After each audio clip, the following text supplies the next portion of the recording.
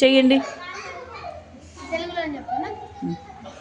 నేను నతావా 4 నేను ఎవరితో ఒకటి 4 రూపీస్ అప్పు చేసిన.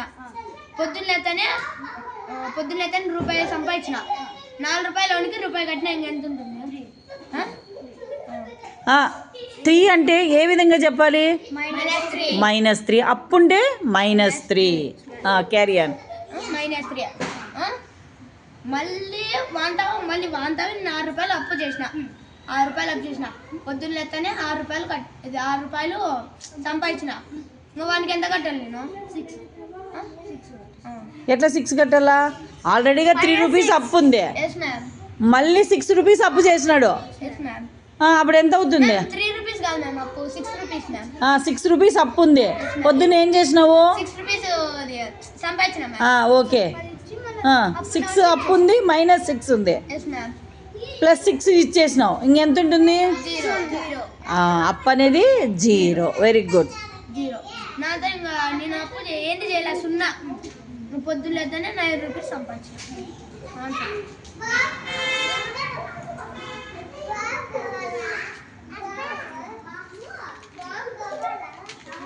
909.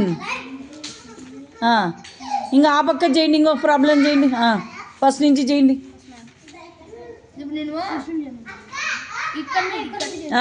వాడు చేసేదే కరెక్ట్, వేదాంతం చేసేదే కరెక్ట్.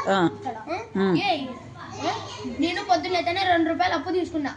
నాతో నేను పొద్దున్నెత్తనే ఎవరితో కొడతా నేను 2 రూపాయలు అప్పు తీసుకున్నాలే. నేను పొద్దున్నెత్తనే మళ్ళీ పని పోయి సంపాదించి 6 రూపాయలు సంపాదించిన. 2 రూపాయలకి 6 రూపాయలు నేను ఎంతో కట్టేసిన. ఎంత? 2 రూపాయలు అప్పు నేను వంతావా నిరోస్తావా 2 రూపాయలు అప్పు తీసుకున్నా. 6 రూపాయల వానికి నేను కట్టేసిన 2 రూపాయలు. ఇంకెంత ఉంటుంది? -4. +4. అప్పు 2 రూపాయలు ఉంది, 6 రూపాయలు సంపాదించినాడు. 2 రూపీస్ కట్టేసినాడు. మన దగ్గర ఇంకెంత ఉంటుంది?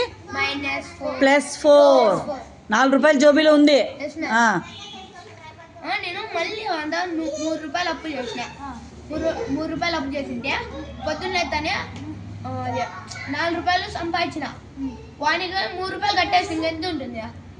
3 రూపాయలు ఎందుకు 3 రూపాయలు కట్టేసిన.